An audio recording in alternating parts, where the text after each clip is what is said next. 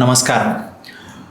భక్తులందరూ కూడా గ్రహణం అనగానే అందరూ చింతిస్తూ ఆందోళన పడుతూ ఉంటారు. ఏం చేయాలి, ఎలా పాటించాలి, ఏ సమయంలో వస్తుంది, ఏ సమయంలో పోతుంది, గర్భిణీ స్త్రీలు ఎలా ఉండాలి, ఇవన్నీ కూడా చాలా సందేహాలు. అలాగే గ్రహణం అనంతరము ఎలా శుద్ధి చేసుకోవాలి, ఎలా పూజ చేసుకోవాలి, ఏ దాన ధర్మాలు చేసుకోవాలి, ఇవన్నీ కూడా ఆలోచిస్తూ ఉంటారు. అలాంటి వారందరికీ కూడా ఇప్పుడు మనకు ప్రత్యేకంగా శ్రావణ మాసంలో వచ్చేటటువంటి సూర్యగ్రహణము, చంద్రగ్రహణం గురించి చాలా చింతిస్తున్నారు.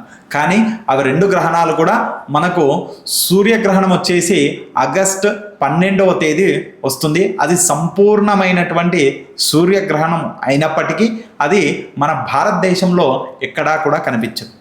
తర్వాత వచ్చేటటువంటి 28వ తేదీ రాఖీ పండుగ, అలాగే మనకు పౌర్ణమితో కూడినటువంటిది చంద్రగ్రహణము చెప్తున్నారు.